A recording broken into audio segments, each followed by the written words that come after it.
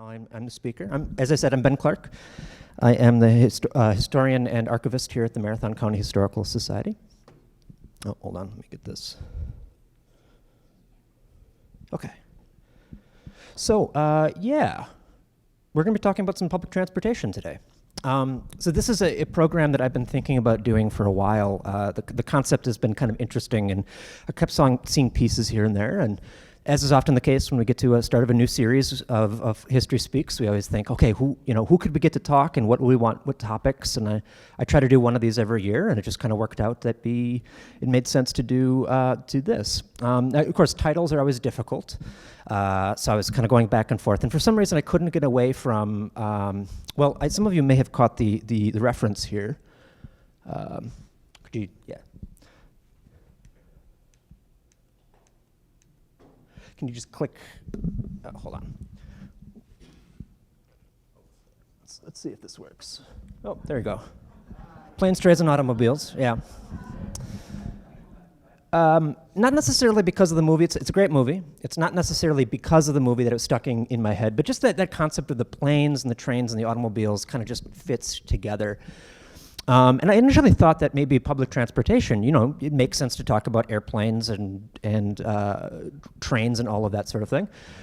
The more I thought about it, those are really interesting and super transformative. If you look at the history of the United States, and certainly here in Wisconsin, having airplanes and railroads and things like that have deeply transformed, how we live our lives and how we get around. However, I thought, what I really want to talk about is the trolleys and the buses. These are, nobody in Athens, Wisconsin is refining gasoline to make it cheap so that people can drive their cars. Nobody in Elderon is designing the next generation of jet planes that's going to take people here. Like, those are all things that have larger stories, but really, trolleys, buses, and even sidewalks are the things of how we as a community get around our own community, not getting from one place to another outside, but within the community. And it often tells a lot about, not necessarily that it's different, right? It's different than those other stories. And I figured, nobody's really talked about the history of our bus system or really our trolleys in this way. So I wanted to jump in and do that. I think we'll start with the trolleys, as they are kind of the iconic thing. I think people might be surprised to know that we had a streetcar system here. And I should say, when I say streetcar, trolley, tram, there's a lot of different names, and they all mean the same thing, essentially. It is kind of the first version of a self-propelled vehicle that exists in a city street. But yeah, the concept, we did get one from about 1906 when you got the streetcars coming here in Wausau, and they operated until about 1940. And we'll get into all of that, but I think it's also kind of interesting to go, where did this come from? Because it's not like people in Wausau decided, hey, what if we used an electric motor to, it has roots elsewhere. It's something that was brought in. And it kind of goes back to something like this. So this is from the 1800s. This is in Paris, France, and this is what they were calling la voiture d'omnibus. Sorry, I'm probably butchering that, but basically this concept here. Voiture is French for vehicle, and omnibus is Latin for everyone. So this is the vehicle for everyone. This is public transportation in its earliest stage. And technically speaking, the French actually had a brief moment earlier on, back in the 1660s, where they actually created something called the carrosse cinq sols. Probably looks something like this. It was basically like a carriage that you would get around the streets of Paris. Paris was just over 500,000 people at that point, and they started to realize, hey, this is getting hard to walk from place to place. Now, most people don't need to walk from place to place, or rather, they don't need to go further than where they can walk. But, it's kind of nice to be able to just pay somebody to take you someplace. And so ultimately, this, it only lasts for about 15 years, and then it kind of falls out of fashion. However, it gets brought back, especially as communities continue to grow. You still have more and more people living in places like Paris and London and across all of that. The big innovation here, I just want to point out, between the centuries, is this is up there. That is, the carrosse is a carriage. It has big wagon wheels. It's meant to go from like city to city. And those wheels are really great. Once you get them moving, it carries that momentum. But it's not so great if you want to stop every few blocks to let people on and off. So the real innovation that seems to kind of, among a lot of them, the difference between the two is the rails. So the voiture d'omnibus was a being carried along, still horse-drawn, but you could actually put more weight on it because of the way that it was done, and you could easily pull them because of those wheels. Very similar to what we typically think of as like the railroads, but it also has a lot of other things too, and certainly in smaller scale, you can see it here. Now, as this extends and more communities start to adopt it, there are attempts to try to remove the horses. And one of the successful systems is called cable cars. This is the system in Baltimore, Maryland. A big complex with an engine that turns these wheels, and it runs cables that go under the city streets. And the cars, and you can see the car on the bottom right there, that is more familiar with as a trolley or a streetcar. It kind of just gets pulled. It's not pulled by horses. You don't need a herd of horses to maintain for the city to get around. You can just kind of do this. And it's still in operation in places like, for example, San Francisco.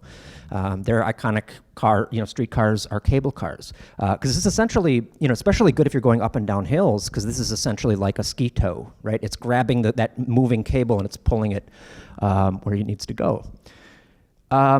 So this is great, but not every community has the resources or the public works project to build and maintain something like this. Like this works in Baltimore, it works in Chicago and places like that. It doesn't so much work in Wausau.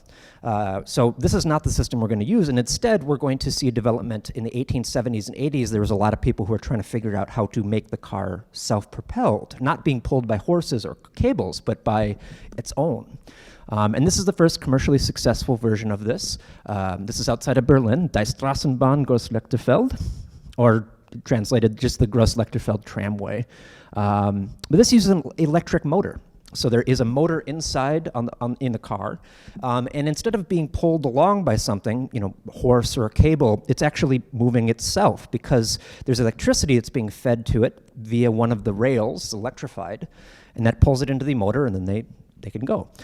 It wasn't a huge thing. It was about 1.5 miles, this tramway, but it was the first sort of proof of concept that showed that this could be useful to use in a public setting for public transportation. Now, obviously, there's some problems with using electrified rail, right? That's great if you're like in a subway system where somebody can't accidentally step on it, but that was not the case here. Maybe more closer to home, in 1890s, Merrill, Wisconsin, believe it or not, actually had a streetcar system too. And they originally had this system too, an electrified rail. But they had to stop the car occasionally and remove dead animals that had wandered over the line. Because, it's not great for safety. So we're going to look for a different system. But in the meantime, this actually is feasible. This is scalable for a community like the ones that we have in central Wisconsin, like the one we have in Wausau. So as I said at the beginning a little bit ago, Wausau in 1906 gets a streetcar system. There was a company that was formed, the Wausau Electric Railway Company, Railroad. And they basically went to the city council and said, hey, we'd love to have a streetcar system here. And after a little bit of negotiating, they said okay. And so in 1906, they got to work putting in the rails and everything.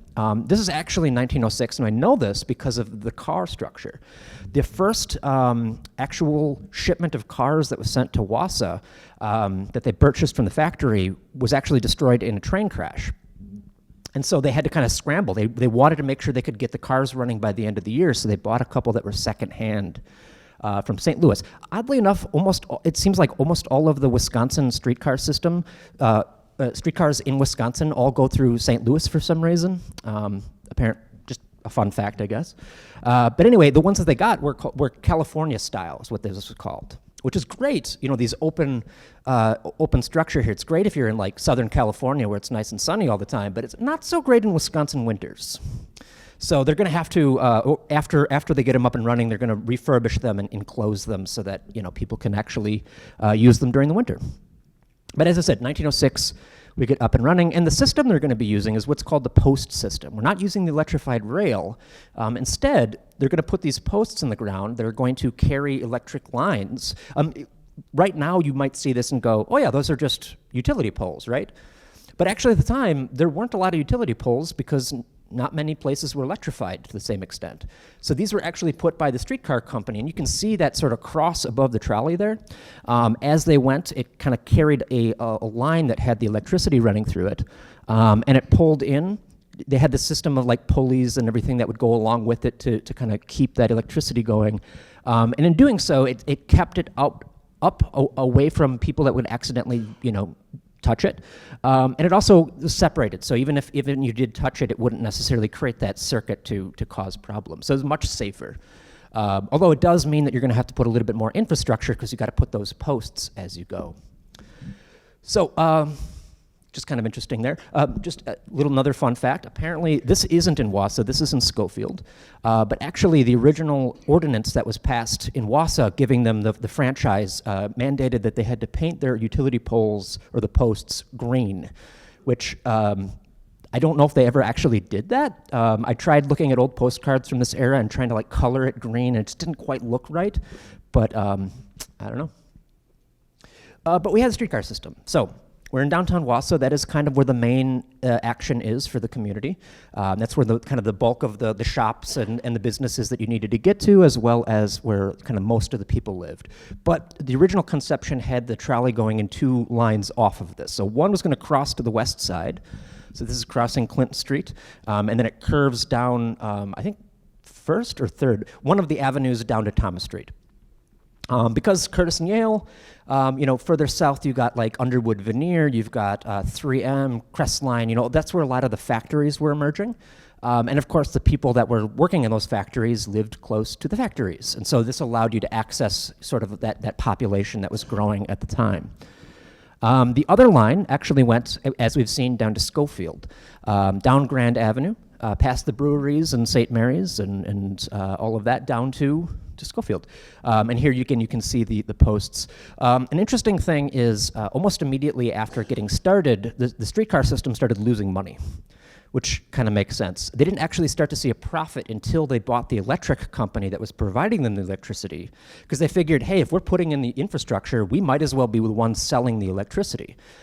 So going forward, I'm not going to get too hung up on the names of the companies and how that changes, because there's a bunch of changes. But essentially, the streetcar company will be a subsidiary of the electric company. And eventually, in the 1930s, that will merge to become Wisconsin Public Service, which is still around. So, but talking about the precursors of that we won't worry about that. So yeah, I went down to Schofield. In like 1908, I think 1909, they extended it a little bit further down to the new paper factory down at Rothschild, to get to there. Is it? There we go. This is a great map. There's the book in 1960s, late 60s, that was produced called Badger Traction, which had kind of went over all of the different companies providing electricity. I know it's not a great map to show here. For some reason in the 1960s, they didn't think what it would look like when you projected it, so they used that blue. But this is kind of the line. It goes down to Rothschild. Basically is what I said, except the only other thing is they extended it further north of the downtown area to Bridge Street, where they had the trolley barn. And then it continued to go up to Gilbert Street, where the hospital, St. Mary's, was built. So again, that was a point of destination, and as the north side was growing residential neighborhoods, that made sense too. But like I said, I'll just put a plug in for the book. If you can find it and you're interested in streetcar systems, they did all of them in Wisconsin, and some of them you might not expect to have existed, right? For example, let's see, there we go. There we go. Abbotsford. I bet probably most of you have never heard of the streetcar system in Abbotsford. And as it turns out, there's a very good reason for that, because there was no streetcar in Abbotsford. This is a James Colby postcard, and James Colby was probably the most ubiquitous. He went all over the place taking pictures of street scenes all over the Wisconsin. And for some reason, he really liked to take postcards showing the streetcar and putting them in streets that never had streetcars. So if you see, just because you see, and you'll see some familiar streetcars here. Here they is Mosinee. Here's an Elderon. Medford, you could go on and on and on. And some of these are pretty good. Some of them are a little obvious. But yeah, for some reason, just because you see an old postcard showing a trolley in a street doesn't mean that they actually had a streetcar system. Anyway, Abbotsford may not have had a streetcar system, but let's talk about what Abbotsford does have. Abbotsford has sidewalks. So, before Wausau gets a streetcar system, or even the communities that don't, we still got to get around, right? So how do you get around a community like Abbotsford or Wausau if there's no convenient way? There's certainly not automobiles yet. And you do see the horse-drawn vehicle there. That was pretty common. But also, it wasn't something you used in a day-to-day function. Unless you lived like out in the countryside where everything's a lot further away, again, everybody walked where they needed to get to. Because the communities were kind of, maybe not designed this way, but they just kind of, because that's how everybody got to where they needed to go, you walked to church, you walked to work, you went to do your grocery shopping or school, and that was just the way everything was. You're not gonna hitch a team of horses to go to church for a couple hours and then come home. That's a lot of extra, it's 3 blocks away, might as well do that. So there are horse-drawn vehicles, wagons, carriages, coaches, all of those, and they do use it. Dirt roads pretty much until like the 1920s and 30s, and you start to see them creeping into some communities. But they're not necessarily as common. You don't think of them as being like automobiles today. They're not quite on the same number of them. But they still were plentiful enough that they did go down the center of the street. And so there was this convention then that you would walk on the side, both to get out of the way of the wagons going through, but also because you can kind of see the wagons, the wheels are kind of eating up the street, that dirt gets kind of moved around, the horses' hooves, the horses may leave some stuff behind, if you catch the meaning there. And maybe it's better to walk where, the dirt is a little bit more smooth. And see, this is a great example outside of Wausau. And I love this picture because it shows the dirt sidewalk and also the dirt street, and you can see that clear division. I also love it because of the fire hydrant. You might not think about this, but sewage systems, fire hydrants, streets, and sidewalks don't all show up at the same time. And the order can kind of be surprising. Like today, if a new division goes in, here's this new neighborhood, they're going to put it all in. But actually, in some places, you had sewage or fire hydrants before there were paved anything, which is kind of cool to see. I also love the fence there. I don't know how well you can see it, but it's basically advertisement saying, hey, if you're going to town, try C. Helke for furniture. Bargains and dry goods at Elthan's. Which, again, just that aspect of, I don't think many people thought, I'm going to take a picture of the advertising on the streets like this. So I'm glad whoever did. But of course, eventually, people start to build sidewalks. And this is something that we might not think about today, but actually the first sidewalks were made out of wood. Usually they were out of hemlock, because that's what we had available at the time. But if you could get it, oak, ash, maple, a hardwood would be better because it would last longer, presumably. And they would basically make sidewalks. And this is something that communities would do. This wasn't something that like a village would mandate saying everybody has sidewalks, but actually when a village or a city gets created, they do kind of see the public need to mandate these, of like how wide does the sidewalk need to be? And also things like, keep it clean, keep it free of ice and snow and dirt and debris, because everybody's walking everywhere, and this is a public good, right? It doesn't matter how rich or poor you are, or how young or old, man or woman, whether you've lived there your entire life or you're passing through, like a sidewalk works the same for everybody. And so there's really something kind of, interesting about it, that we don't really maybe get that same feeling today, as most of us probably don't walk too far on sidewalks very often. But yeah, back in the day, this was a real sign of civic pride, which is kind of interesting. It also, I'll just point out, was especially a good sign if you were looking to settle somewhere that had sidewalks, because that usually meant that there were women there. I don't think they were building them for women, but certainly, this lady here in Spencer, not necessarily the best style for walking in mud. So having a nice even platform where they don't have to worry about, the dress getting muddy and things like that, that was often a good sign too. So again, having that sort of pride enough to maintain a sidewalk is a good sign that, hey, the community has pride in that they're building that.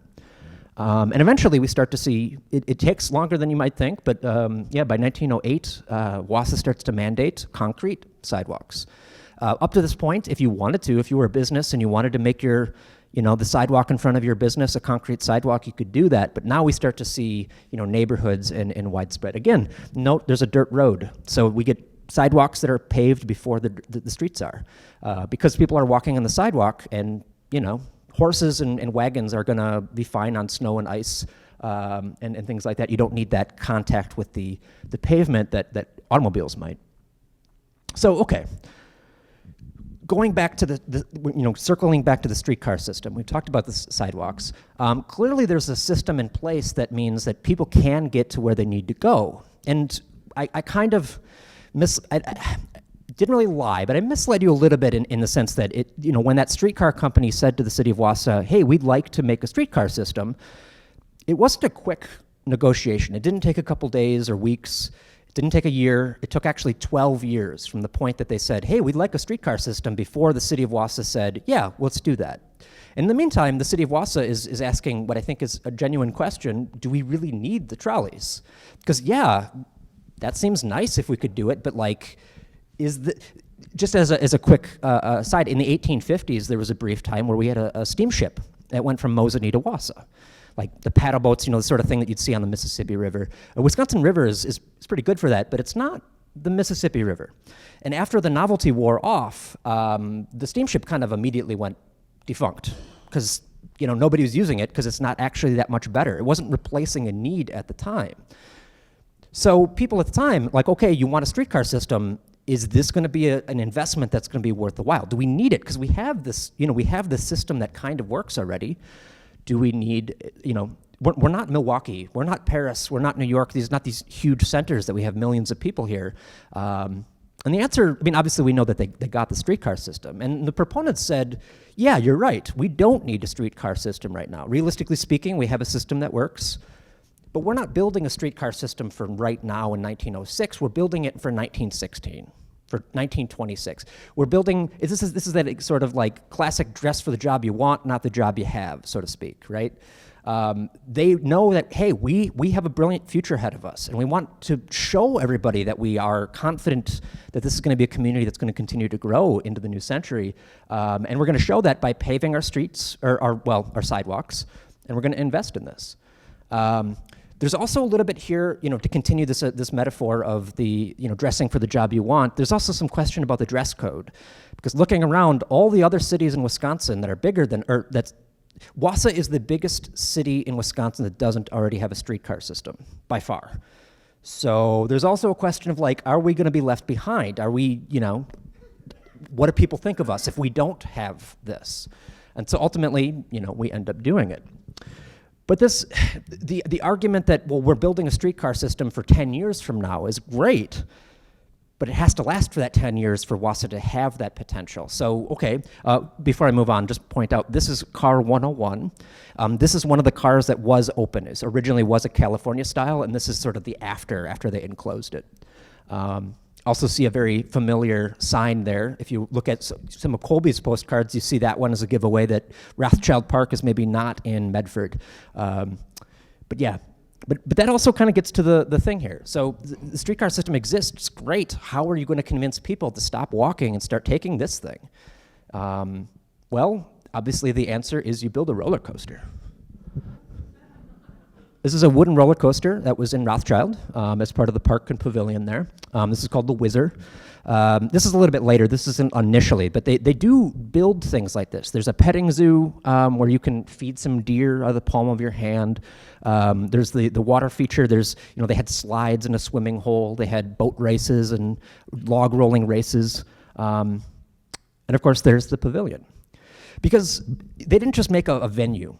They also then actively tried to get people to come, to put the best entertainment at the pavilion, to have the best events there. And yes, you could walk from Wausau to Rothschild and go on the roller coaster and hear some music. But if you're meeting up with friends or maybe taking a date out, for a night out, do you really want to dance the night away? And then, all right, let's put on our shoes and walk back to Wausau in the dark. Well, no, not when you have a better option, the trolley, right? And it's 5 cents to get back. It's the price of an ice cream cone, which is how they advertised it. So for an ice cream cone, you don't have to walk back. You can sit down, put your feet up, open the window and look at the stars, get some fresh air, kind of enjoy the moment. And it was very successful. Now, this isn't the main reason, but like the electric company that owns and operates the streetcars are doing a lot of these things. They also build, just as another example, the athletic park, which is originally recreation park. It was originally, the baseball diamond was the electric company building that. Because again, you create something that people can't walk to, or it's convenient not to. And of course, they're aided in this by the rise of the automobile. As more and more people are driving along on their own, it kind of changes public opinion about, well, maybe we don't walk. And actually, this is something that was directly the case. The superintendent of the railroad system, or the streetcar system here, Niels Rasmussen, he had worked his way up over the last decade from a motorman driving the cars to being the head of the system. And he was asked in 1923, what do you think about these automobiles? Are they competition for the streetcars? And he said, no, actually, the automobile is actually helping our business rather than hurt it. For it's teaching people to ride. If they get in the habit of riding instead of walking, we are not afraid that the streetcar will not get their share of the business. For many times, the automobile is not available, whereas the streetcar always is. And there's some interesting things here. Now, I think from hindsight, we can look back and say this is not always going to be the case. The vehicles in 1923 are not the most reliable, especially like during winter. Again, the city of Wausau is not plowing the streets. So you can see how maybe during the winter it'd be more convenient to take the trolleys, because the trolleys do pave. They're not pave, they don't plow. So if there's snowfall, the trolleys need to have that contact with the rail, and so they actually do that. There's also sort of the element here of Wausau wasn't designed for parking or traffic. So if you could take your car and do your shopping or go to work, but then you have to find parking and you have to deal with the traffic, and ultimately the streetcars are doing that job and it's cheaper.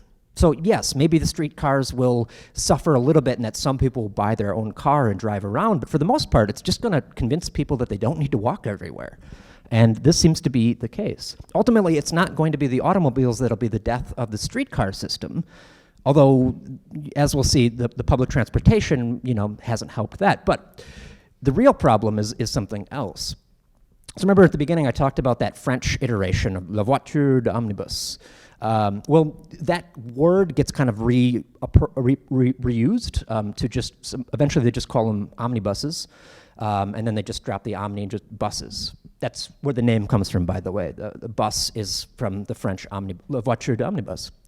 Buses with their rubberized tires and internal combustion engines, well, there's some advantages there. They start to show up in the 1920s. And in fact, 1924, Wausau starts to use buses for the first time. They're not necessarily replacing trolleys. Instead, they are supplementing them. So, for example, up on the northwest side of Wausau, there's no trolley connection. It goes over the bridge, basically Stewart Avenue, and then it goes south. So there are people that are in these new neighborhoods on the west side who it's a long way to walk to even get the trolley connection. And so they decide, we'll take these buses. Rather than build the infrastructure to get more trolleys up there, we'll just have the buses ferry people to the trolleys. And this is pretty successful. And over the course of the 1920s and 30s, increasingly, these buses seem to be the hot thing. It's not that we didn't invest in trolleys, right? Trolleys weren't stuck back in 1906 in that first version of trolleys. This is the last car that was purchased, by the way, car number 110.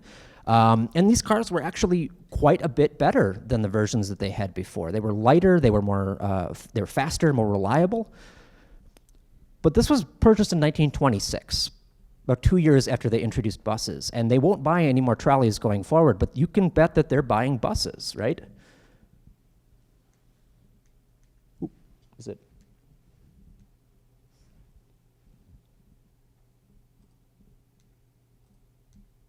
There we go. I'm probably the first person to ever put a meme in here. I don't know, why not? There is an element of this. The new motorbuses seem to be the exciting new thing, and those trolleys have been around for a while. They don't go very fast. They're very noisy. They're the things that my parents' generation took the trolley. That's not cool. The buses, they seem to have a lot of things going for them, and ultimately, yeah, Wisconsin Public Service agrees with that estimate, right? Now, there's a bunch of reasons why this is the case, but ultimately in 1939, Wisconsin Public Service decided, all right, we're going to phase out the trolleys and we're going to just use buses. They buy a bunch of new buses, and they announced that on January 10th, 1940 will be the last day that the trolleys will be in operation. And again, there's a couple reasons for this. We see pictures of old trolleys and we go, oh, that seems so cool, but we don't hear the sound of the trolley, which was pretty bad, apparently. Very, very noisy, a lot of metal on metal, maybe not the most pleasant sounds. There's also things like the motors that were running, the electric motors would put out electromagnetic interference. And so if you lived along the streetcar line, your radio would go staticky as the trolley would go by. You know, there's a lot of things like that, and also safety concerns, right? A trolley can't swerve to avoid something, it's just got to brake. Whereas a bus, you can, you know, and if you do get hit, well, a bus is a steel box, whereas trolleys are often wood. So, you know, maybe it's better to go along with this situation. And ultimately, it doesn't necessarily matter because ultimately this is what happens, right? In 1940, on January 10th, the trolleys are the last day. They open it up, anybody can ride for free. And then at the end of the day, they have a ceremony overseen by Norma Schmidt here, who is had been elected from the high school, the Queen of Transportation. And she and her court oversaw the ceremony where she gave a little speech thanking the streetcars for their years of tireless service through all of the weather and strife. And then she turned to the bus and she welcomed them and said, we hope that you will continue that diligent service getting us back and forth. And then she christened it in the most Wisconsin way I think that you could possibly do it. They broke a bottle of milk over the hubcap of one of the buses. So I didn't necessarily know where to throw this, but this is just some remarkable footage that I came across. Someone had family footage from 1939 in color. I didn't touch this. Up to this point, I've been showing a lot of pictures that were colorized by myself or someone else. The trolleys were yellow, and that's kind of interesting. It's a color like school buses today. It's a reason that they're yellow. They catch your eye. You get out of the way, or catch up if you want to catch them. But this is right on the eve of them being decommissioned. And again, you can see a variety of different types here. But yeah. So again, didn't know necessarily to throw it in, but I figured that's kind of cool. But okay, it's 1940. We're now a bus town. And for the next 10 years, Wisconsin Public Service will continue to run buses in the city of Wausau. Again, a similar situation here in that I've been colorizing buses, but now we're getting to the period where there is color film. And in fact, this picture was the first one that I came across that, I don't know, I maybe have ruined it by showing you pictures in color so far, but for me, I saw this was a slide in color. I've removed the color for the purposes of reveal. Again, I don't know if this is going to be worth it, but for me, sometimes you see a picture in color and you're just like, okay, that makes sense. It's in color, that's cool. And I don't know, this one for some reason just kind of has stuck with me as being one of these interesting. I think it's the orange neon sign that I just would not have bet that that's what the color was. But also the bus in the center. It's how many pictures do you see of a bus? There's not that many of them, and so I'm glad. I don't know who took this picture, but I'm glad they did because it's a very cool picture, and it is what the bus would have looked like. This is December of 1950, around Christmas. A couple weeks after this was taken, Wisconsin Public Service, which again has been operating the bus up to this point, makes a decision. Well, maybe it's not part of our business plan to have buses. It kind of made sense as we were a utilities company that we ran electric streetcars, right? We're an electric company, electric streetcars, but buses are not as profitable as they are. We're starting to actually, go into a deficit just kind of running these, and maybe we'll just sell them off, and that's what ends up happening. So in 1951, a new company emerges to take over the running of public transportation here. This is the Wausau Transit Lines. I've also seen it, Wausau Bus Lines. They seem to be interchangeable. I wasn't able to kind of figure out the specifics besides some sort of bureaucratic, situation there. But Wausau Transit Lines, Wausau Bus Lines, whatever the case is, this is going to be a new era for the bus system. It's going to be purchased by one of these guys. This is the convention in 1940 in Des Moines about the bus companies, where people got together and talked about, okay, what's the common issues facing these companies and how can we address them? And one of the leading speakers here was C. Norman Elsley here. Elsley is from Chicago. He had got started in the 1920s running buses, school buses outside for the rural areas and the townships. And in the 1930s, he starts to get involved and ends up running and owning Leyden bus lines, which is one of the lines out of Chicago to the suburbs, kind of a prominent one. And by the 1950s, he realizes, hey, a lot of companies like Wisconsin Public Service are trying to get rid of their bus system. They don't really know what they need to do, and I can step in and maybe keep them going. And so he buys the Wausau bus line, the Merrill bus line, and a couple in Wisconsin, a couple in Iowa. This is one of the buses that he adds. So not only does he come in and take over the buses that had been running, he also invests more into the community by buying some buses. This is one from 1954. Obviously, this isn't in color, but I was able to find a picture from a little bit later. This is roughly what the color would have been. Now, I'm going to kind of continue to talk about the color of the buses as we go on, in part because buses, the color of a bus is not arbitrary. When you make a change, it often reflects a shift in philosophy or ownership. And, he chose this color scheme for an intentional reason. For example, this is another bus. This is down in Chicago. But actually, if you look at color pictures of buses from Chicago, the transit system pretty much uses this color scheme. It's green on the bottom. It's kind of that off-white to yellow on the top. And then there's sort of the bright orange accents. Whether you're looking at streetcars or buses or railroads, that's kind of the thing. And so when Elsley, who runs the buses in Chicago, this is in Wausau. And you can see that there's a pretty clear thing there. Now, partly this is a branding thing, right? I'm not the Wisconsin Public Service Corporation. We're new ownership. We're going to use something different. I think it also seems to be the case that it made it a lot easier for him to shuffle buses around. So if something broke down in Iowa, he could take one of the buses off the line in Chicago and send it over there, and they could just kind of not have to repaint it. They could just, keep it running, and things like that. Which is good and bad. It's also worth noting that this is not a color scheme that is particularly, revolutionized. This is in New York. Baltimore used a very similar color scheme. So maybe there was also an element here of, by keeping it simple and consistent with other major, bus buyers, that it just, you don't have to custom paint it. I'm not entirely sure. But ultimately, that's what he ends up doing. How's the actual service going, right? Well, this is at the end of 1951, after he took over the system, and it's basically him talking. It publishes in the paper saying, we promised all of these things, and making the case that he's working on it. There's always a little bit of turnover and sort of reorganizing when a new management comes over, something like this. So yeah, we promised new buses. He bought a bunch of buses. We promised you good service. We'll put a pin in that. We promised good employees a good job, which does seem to be the case. He pays his employees and all of that. And we told you that we would need a fare adjustment, and they do. They actually get rid of tokens at this point, so you have to buy tickets or cash. And they did raise rates a little bit.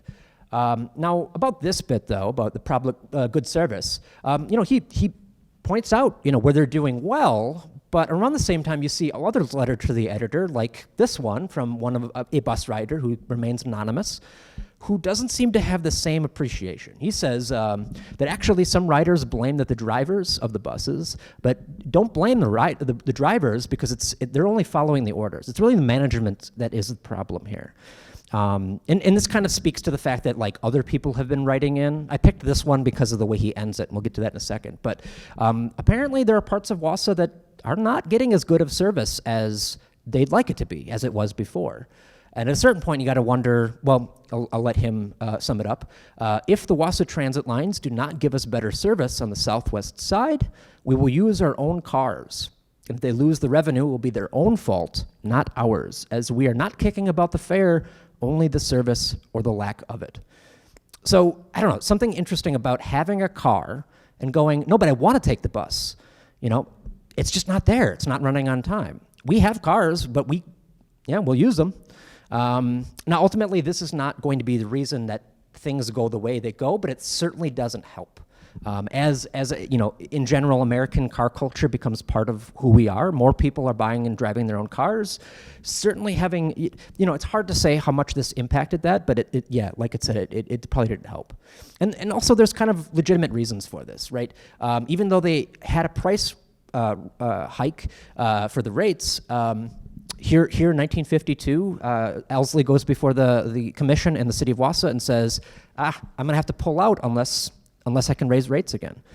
And ultimately they say, okay. He's not asking for terribly much. You can't ask more. You can't like triple the rates overnight. That's going to drive away too many people. But also, this is not a idle threat, because he also said this to the mayoral system, and in 1954, Merrill loses its bus service. They have to find somebody else to take over the bus system. So this is a very real concern that if they don't give him, that we can't find a middle ground, we just may lose our public service here, transit system. And you might think that it happens a lot, I guess, is what I'm trying to say here. 1952, 1958, again, here's where they decide to stop running on weekends, actually Sundays and holidays, and they restrict service to 9 p.m. at night the rest of the time. Again, this is another way that you can do this. If nobody's riding on the weekends, on Sundays, maybe you don't run buses to those places, because that's just extra people you have to pay to drive out there, as well as, extra mileage on the vehicles that you have to maintain. But ultimately, even though he gets, the restrictions here, 1959, once again, sorry, I'm applying to the Public Service Commission to discontinue the line. It's just not profitable here. And ultimately, throughout the 1960s, he continues to run the service. It doesn't disappear, but it's at the cost of, increasingly, the city of Wausau is directly subsidizing the lines. We're paying him directly to stop that, to keep the company in the red, out of the red, so that they can keep paying their people and providing service.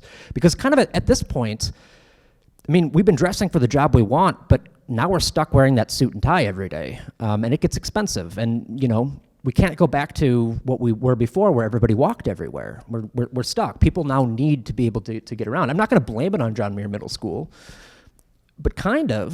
This is a great example here. The middle school, Newman High School, Wausau West High School, these are, imagine being in charge of busing, going from there's one high school that you got to bring everybody to, and now there's 3 high schools by 1972. There's 2, there's multiple middle school. It gets more and more complicated. And this is kind of, what's happening here, right? Look at the city of Wausau here. This is 1982 in yellow, the city limits. And in red, you can see where a century earlier the city limits were. And this doesn't really represent the situation, because ultimately there are a lot of people living in Rib Mountain and Weston and Schofield and Rothschild who are part of the Wausau area but aren't in the city of Wausau. And it's a lot harder to walk to work, because now people are working out in the Wausau West Industrial Park. It's not along the river anymore. Now it's way out there.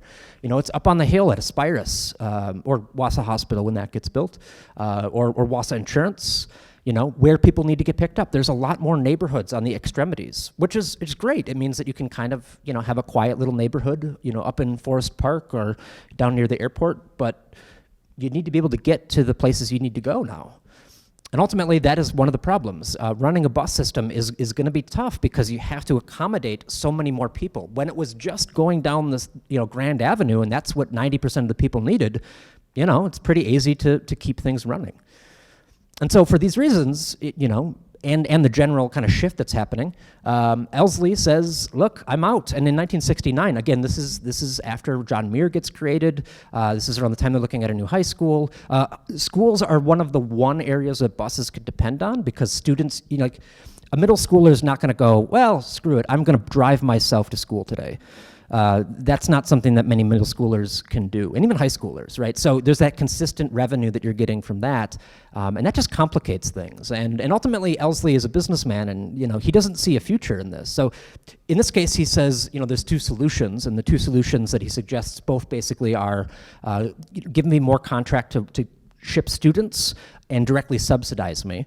But also, he could have said two solutions is, we could continue doing this. One, you can continue to subsidize me. In 1970, the city of Wausau alone will put aside $25,000 to subsidize the bus system. It's getting kind of expensive.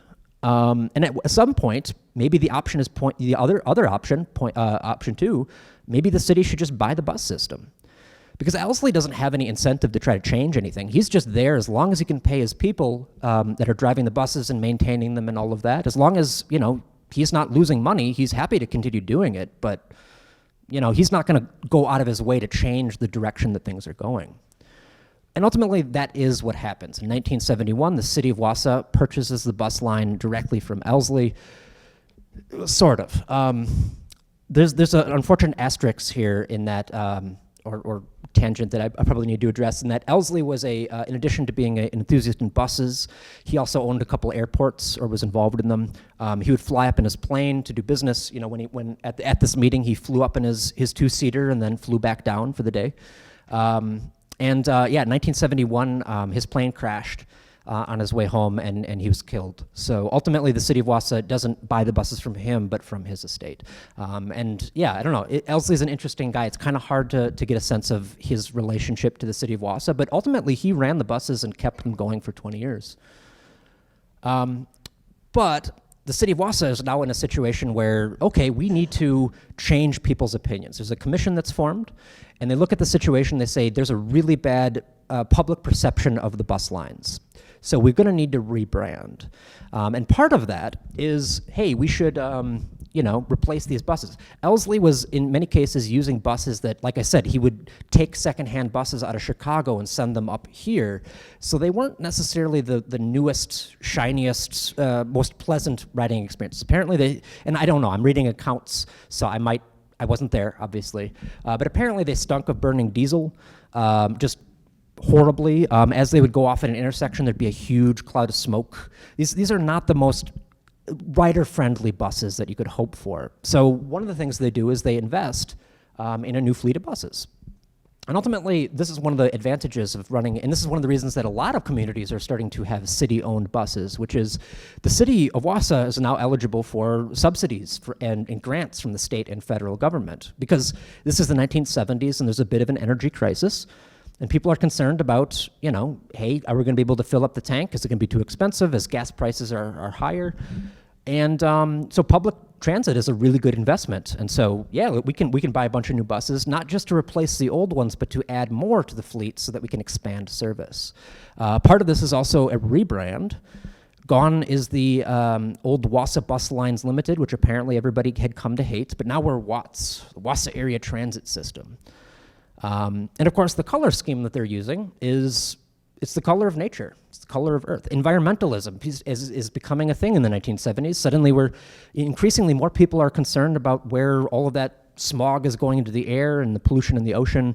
And, in general, public transportation is better for the environment than driving yourself, and especially these new buses, which are not going to be polluting as much because they are state-of-the-art. They've got emission standards and all of that. And they draw a direct parallel there. They're trying to put their best foot forward because of the environmental concern, but also just the bottom line. It's cheaper to ride buses. And it does seem to be the case that if there is a convenient bus service, people are more willing to pay less to take that than drive themselves, especially during this period. And over the course of the 1970s into the 80s, every year there's more and more ridership on the bus system. So it does seem like that investment worked. Now, of course, this is from the color scheme during the 80s. This is from 1981. Of course, the important thing is, how does this change? So by the 1990s, they've adopted a different tact. This is from 1997. Get rid of the green. We're just going to be the blue and the white. And even at this point, they had started to phase in a new model of buses, which you can kind of see in the series poking in there. Very 1990s color scheme here too. That primary colors, the black and white, these are going to be the buses kind of going in, and I think these are the same kind of. I don't know the model buses that we have today, but still essentially the same sort of bus color. Not really painted necessarily. These are actually vinyl wraps, but you can see that color scheme is going to be more modern to try to keep it looking fresh and approachable for people. Except sometimes these days you're as likely maybe not to see a bus that looks like this, but might look like this. One of the problems of running a bus system through the city is that it's great in the 1970s when there's lots of money for public transit improvements, but maybe in the 1980s and 90s there's a different approach at the federal level, and so maybe some of that money disappears and there's ups and downs. Because the city is now running the bus system, the city has to pay for it. And that's good, because now the city can't just go, screw it, it's not making money, let's just get rid of the bus system. We now have to have it. There's a vested interest there. But, if you can find ways to get revenue to offset the cost of running it by putting big vinyl wraps. I think 2006 was the first time they did this for Ministry of Healthcare, and Marshfield Clinic had a heart program, so their buses were pink and red. And going forward, I don't think that this is going to change, because it's so easy to do, and typically speaking, it only helps the bus system provide service. Also, of course, the name now is not Watts, although Watts, I think, still exists as sort of the entity in the city level that runs and oversees the bus system, but the name of the system is actually Metro Ride. That was adopted in 2008. Because it is a city-run thing, it is in the city of Wausau, but it is also, it's a community thing. This is from 2009. This is I know you can't quite see that, I'm gonna make it a little easier here. This is the route in 2009, which is as close as I could find to the height of the width or the breadth of the service. So you can see that the bus line goes down to Schofield, Rothschild, and Weston. And of course, that is not necessarily the case. But just to give us a quick comparison, this is the extent of the trolley line at its height in 1940. So you can see that there's a lot more that it has to cover, and it does. But of course, if you look at the modern bus system, it's a little smaller. It doesn't go to Schofield, Rothschild, and Weston, because again, it's a city-run thing.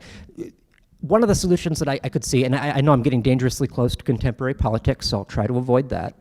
But there is a situation of it's a city-run thing. The city of Wausau is running the bus system. So while it's great for the people of Weston to be able to take the bus, they don't have any direct say in the running of the bus system. They just pay tax subsidies that go to the city of Wausau to get service there. And, that doesn't stand the test of time. And whether this is a good or bad thing, whether this is fair, that's maybe for not me to say, but, in 2014, the city or the village of Weston decided to cut funding for the service, and a public referendum kind of underlaid that.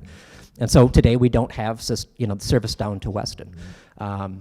So who knows?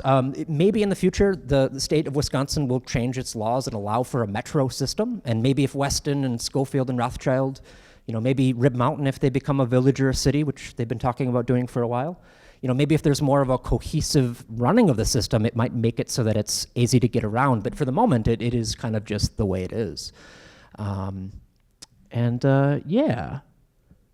I don't know, how always hard to end a story when you get into the contemporary side of things without, doing that. But I think that's kind of where I will leave it for here. So yeah, I will have questions in a second. I'll just make a point here. I did put together a handout. I know I covered a lot of stuff here today. So at the back desk back there, there will be a handout, little timeline of some of the interesting events over the course of the transportation history. So if you're interested in grabbing that as you leave, please do so. It'll be right next to the donation jar, which if you feel so moved, please do consider that. And you can also drop off your surveys, which are on the back table as well. That's, again, putting on my staff hat and taking off my presenter identity here. That is very helpful for us to get feedback about, your experience and, planning future things. So with that in mind, I think we'll open up for questions. I think yeah, we can do the lights on, yeah. So I will try to restate the question, but if you could try to project a little bit here so everybody can hear you. Yeah.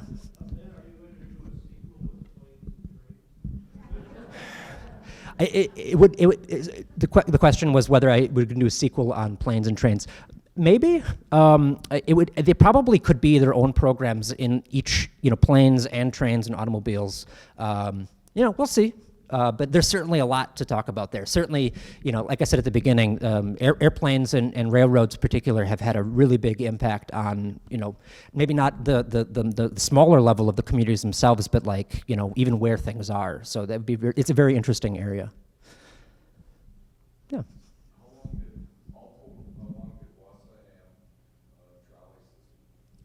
So yeah, the trolley or streetcar system started in 1906 and it went to 1940.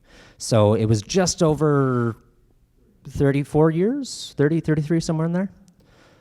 which it's worth noting is not only one of the last cities in Wisconsin to adopt the trolley system, it's also one of the last ones to give it up.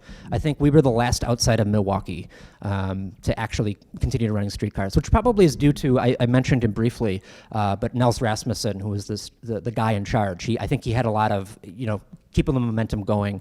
And it's interesting because even like in the 1920s when people stopped taking the streetcars in other cities, Wausau keeps its numbers up. We remain in the black until the Great Depression. So yeah, kind of interesting there. Yeah. I always find it interesting coming from Europe that buses here, no matter where we are, stop very, very frequently compared to how often they stop like in Europe. And I'm wondering if the streetcar did the same thing. Excuse me, Yeah, I will read the question. So she asked, coming from Europe, where the public transit stops a lot less frequently compared to what we seem to have today, and what, whether that was something that how frequently the streetcar stopped in the service here. I kind of think it probably was just depending on whether there was somebody to pick up or drop off. I don't know specifically, but I know that they tried to have as many out there so that every 10 minutes there would be one that went past. There was a period where they tried to make it so that if you stood on a line and you saw one disappear, you could turn and see the next one coming. So I don't know how frequently that led to the actual stops, because I think they just had enough out there that it took care of the bulk of it. But I'm guessing that changed as well too. It's just an interesting perspective, though. I didn't think about that. Yeah.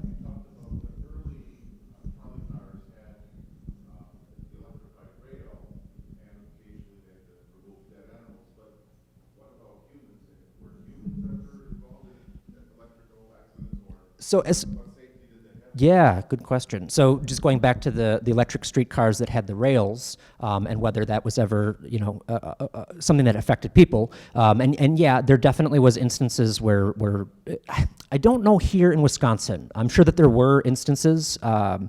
I know in Merrill they really just talked about the animals, and then they kind of said, "Uh-oh, we better switch," and they pretty quickly switched to the post system.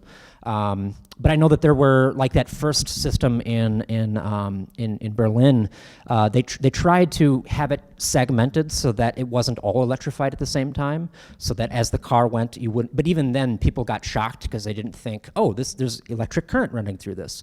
So I know it was definitely an issue, and there are places that continued to use it. Did try to camouflage it and make it safer so that people couldn't accidentally walk on it while it was electrified. And I know that there were instances where people did die from it, just not necessarily here in central Wisconsin. Yeah. Sure. Long-time listener, first-time caller. I saw a little jog in the cable car lines. Was that going to East High School, and was it used to transport students on the trolleys? On the cable? Oh, sorry, not the cable car. Oh, the streetcars. Well, there was no Wausau East until 1970. But the high school was over there. I don't think I actually went that far. Let's see. Oh, yeah. I'm sorry. Try to go back to it here. Oh, actually, I can just do the one I just did. He was asking about the streetcars being used to get to the high school. The jog up there. So that actually only goes as far as where the hospital was. So that's Gilbert Street. So it didn't actually go too much further. The high school would have been, it wasn't actually on the line, but it wouldn't have been too far off of it. But again, they kind of put in the line that they had, and something that I didn't get into here, but there's a real issue with the city of Wausau. Doesn't just say, great, you have the franchise, do whatever you want. It is a constant battle between the streetcar company and the city of Wausau in terms of who's going to pay for what and where's it going to go. And I think that they got to the point where after the initial lines were down, it just wasn't worth the fight to expand them further. And so I think that also might be one of the reasons that buses ended up becoming very popular because with the company, because they don't have to worry about that. So yeah, it didn't get quite that far, but it did. Certainly, I suppose it could have been used for people getting to school. They just would have had to walk a couple blocks in addition to taking the trolley. So yeah.